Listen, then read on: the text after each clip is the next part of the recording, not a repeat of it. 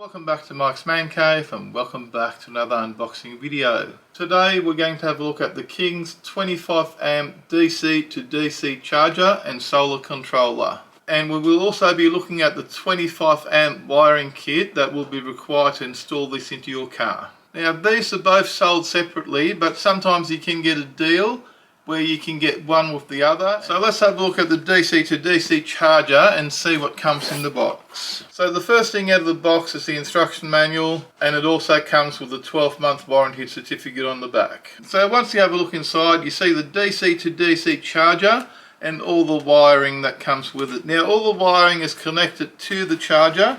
Let's take it out of the box and there's really nothing else left in there. And that's the unit there. This is the 25 amp version.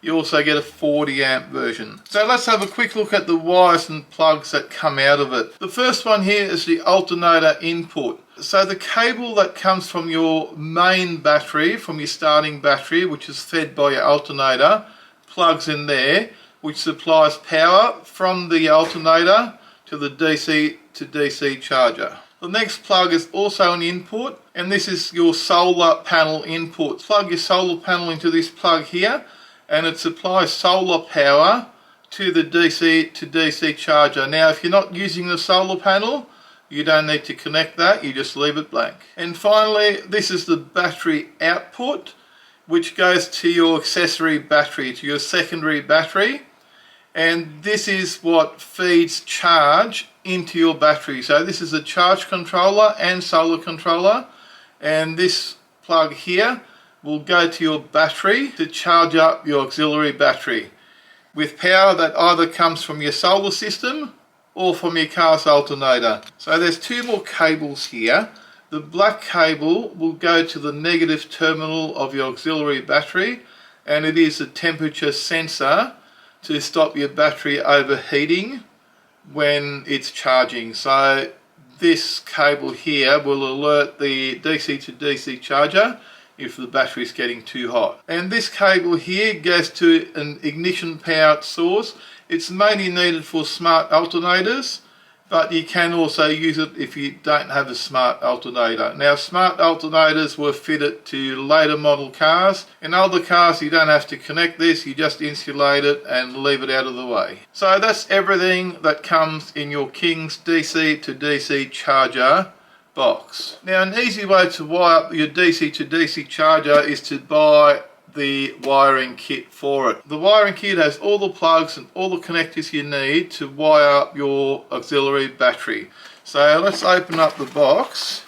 Again, it comes with some basic instructions and your 12-month warranty certificate. It comes with 6 meters of positive and negative cable, and the cable does have a big fuse here, and it is fused at the battery side where it comes off the main battery and then goes to the auxiliary battery. It's got a large blade fuse in it, which is 35 amps, so it does give you a little bit of leeway before the fuse will blow. It is pre-terminated. It's got some ring terminals there, and these ring terminals will fit most of the King's batteries, or possibly all of the King's batteries. And this one's terminated, it's got the connectors for the Anderson plug. Now also on the box you get 2 Anderson plugs.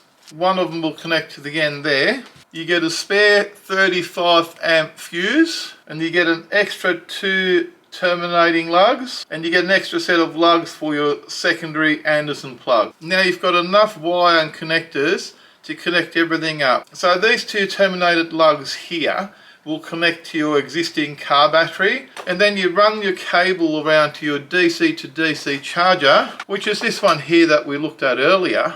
So once you've run the cable, you terminate it and put the Anderson plug on it that's been supplied, which then connects to your alternator input here. So you just plug that in there, which then gives you power from your alternator to your DC to DC charger. What you do then, you get the second Anderson plug that come in the kit, and you put it into the pre-terminated end of the cable that's left over, and you plug that into this Anderson plug here, which is the power output that will go to your new battery. What you do then, you use the leftover cable that you've just plugged into the DC to DC converter, you run it around to wherever your battery is, you terminate the end of the cable with your two lugs, and you connect those two lugs to your auxiliary battery, and you also connect your temperature sensor wire to your battery, and then you're done. You start your car and your DC to DC charger will then charge your auxiliary battery. If you're also going to use a solar system,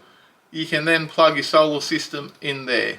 And your solar system does usually come with its own 50 amp Anderson plug. And it's that easy. So you got your unboxing, you've seen what you get, and I think this kit here is well worth it because you've got all the right components, you've got the right gauge cable, you've got the right fuses, you've got the right connectors, and you've got 6 meters of cable, which will be enough for 95% of all cars. I will be making a video in the future when all this stuff gets installed in the car, so keep an eye out for that and make sure you're subscribed so you don't miss it. And I will be unboxing more 12 volt electrical off-grid stuff in the next few days. Now, if you have any questions about anything you saw in today's video, leave your question down below in the comment section and I'll try and answer it to the best of my ability.